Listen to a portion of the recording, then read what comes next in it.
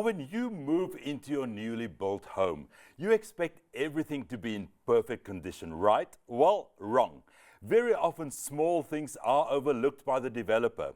The owners then rest on you, the new owner, to bring these faults under the developer's attention before it is too late. I'm now joined by Marisha Robus from Gauteng Property Inspectors to talk to us exactly what to do. Marisha, welcome to All About Property. Thank you very much, Cornelius. Nice to be back. Now, let's first understand what exactly is a snag list. So a snag list is when the homeowner points out all the things that are not done correctly. Now, by saying not being done correctly, I mean if it's not done according to national building regulations, NHBRC guidelines, and the approved plans. But then also if there are things that are not up to standard, and the standard is the homeowner standard, not your standard or my standard, the homeowner standard. It will irritate me no end if a window was put in skew, but it might not bother you. It will drive somebody else insane if there's one speck of paint on a door handle and other people won't even notice it. So it is what bothers you and things that are not done according to regulations. And you inform the builder or the developer about it, and they should rectify that. Now, you want to complete your snag list sort of directly after you move into your newly developed home. Why is this so important? Okay, Cornelius, the law states that you have 90 days, which is basically 3 months in which to submit a snag list. The reason for the 90 days is you might move in now and 2 weeks later the door handle falls off, or the toilet starts leaking, or the geyser has a problem or something. So everything cannot be noticed the minute you move in. So you have 90 days in which to inform the contractor.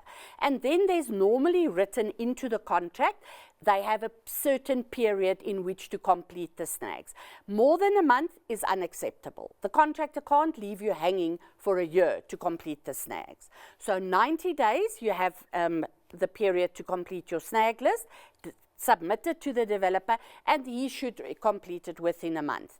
But when you move in, things happen. I've had cases where you flush the toilet and it's hot water. So you inform the developer or the builder immediately because the plumber made nonsense. They must come and change it immediately because remember, the toilet cistern and the pan is not made to take hot water, so it will start cracking. So things like that, or if the geyser's not working, or a tap is dripping, or a tap is loose, inform them of those things immediately. So while you're talking about the geyser or the tap, what are some of these snags that new homeowners can look out for in their newly built properties? Okay, so the biggest issues to me are the things that are not done according to national building regulations. Remember, if your house is not built according to national building regulations, insurance will not consider your claim. So very important, and that is why you should get a professional to do a snag list. Now, one of the biggest issues in South African houses is damp. And the damp damage you get on the outside is because the builders don't build the house according to national building regulations. There is no joint at DPC level. So when I do a snag list inspection, I say you will have damp there within a year. The builder normally says, she doesn't know what she's talking about. And a year later, my clients phone me and say, Marisha, we've got damp. I said, well, I told you so. Tell the builder he must now come and fix it because he told you to go away. So now you have a leg to stand on. For instance, concertina pipes at the back of toilets. Nowadays, the plumbers are not as skilled as they used to be. They can't position a toilet with a solid pipe, so they use concertina pipes. It is illegal. Why? Because the toilet paper and the feces and everything can get stuck into the toilet pipe. Glass. You need safety glass in all doors, windows that are lower than 500 millimeters from the ground, and if a window in a bathroom is within 1.8 meters of a bath or a shower, you must have safety glass, and it must be permanently marked as safety glass. The guys don't put safety glass in the bathrooms, but they issue you with a glazing certificate. That's illegal. Then you need to look at, do the doors open and close properly? The built-in cupboards, are the handles loose? paint. The painters normally have the biggest snag list because they don't paint the walls properly. You have paint on the hinges, on the door handles, the door frames are not painted properly. Another thing people must look out for is that the doors are painted at the top and the bottom as well. Remember, when you wash your floors, water does go under the doors. Now, if the door's not painted at the bottom, you get water ingress, and very quickly you see the damage at the bottom of the doors. And that is all because the doors were not painted at the bottom. Are the windows sealed on the outside, between the windowsill and the window frame? If it's not sealed, you're going to have water come in, cause damp inside. Are the windowsills waterproofed? If not, you're going to have cracks. Cracks are going to allow the water in underneath, and you're going to have damp inside the building. Can the windows open and close properly? Kitchen cupboards, the hinges. There is such a long list of things to look at. But most importantly, are the items done according to national building regulations? Is the geyser installed correctly? Has it got a drip tray? Are the vent valves protruding 300 millimeters above the geyser? All of these things are important. Now, Marisha, it's sounding to me here as if we're dealing with a case of prevention is better than cure.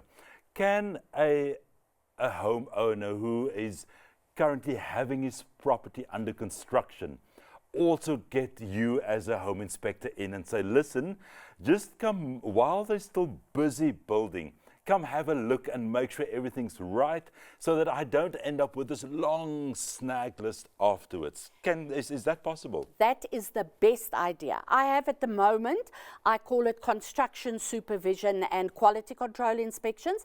At the moment, I'm doing those inspections for 7 clients. So every month I go and I have a look. That's wrong, please fix it now. That window is skew, before you complete the plastering, fix it. Or if I've done an inspection, I say, listen guys, you're going to do the windows next. Remember, safety glass here and here. How do you fit the windows? Use this, do this to make sure it's not skew. And then the builder can correct the items. Another thing, which is a huge thing to correct afterwards, is if the staircase is built wrong. Now remember that the rise or the height of a stair is not allowed to be more than 200 millimeters. Then it's a safety risk because it's uncomfortable and you can fall. The tread where you put your foot down must be at least 250 millimeters. I mean, your feet are much bigger than mine, so my small feet can fit, but yours is not going to fit. Yeah. You're going to fall. It's a safety risk. Before they start with the staircase, I say, remember, these are the regulations. This has to be done. So it saves you a lot of headaches and a lot of money, and the contractor should be grateful as well, because you're not telling him before you move in that staircase is illegal, break down the staircase and rebuild it. As we go along, we inform him of the issues. Much, much better. Now, Marisha, back to the snag list. Normally when you sign the sale agreement with the developer, there would be terms and conditions in that sale agreement around producing a snag list. Yes. I suppose it's very important to take exceptional note of those conditions. And what are some of these conditions that this new homeowner can look out for? 90% of the contracts that I see, the developer or the builder says you've got 7 days to complete a snag list. That is illegal. I don't care that you've signed the contract. We have won many cases with the help of the NHBRC who says, here's the law. The law says 90 days. So if the builder says, no, you have to sign the contract, just write him a letter and say, fine, you're forcing me to sign the contract. I'm telling you, we will stick to the law, which says 90 days. And then make sure that the contractor says he will complete your snag list within a month. Don't let him say he'll take 6 months to complete your snag list. That's unacceptable. Now, Marisha, a lot of homeowners are probably thinking, you know what, I can save a few bucks and I can compile my own snag list. But you saying you are far more better off getting a professional property inspector in. Why is that? When I do a snag list, I ask for the approved plans. Now, homeowners don't have the knowledge to read the plans. They don't know their national building regulations. They don't know their NHBRC regulations. And all of these things are important because your balustrade, if your balustrade has got openings which are bigger than 100, It's a safety risk. Remember, there's another problem. If you have visitors and somebody's child falls through the balustrade because the balustrade is not the correct size, you can be held liable.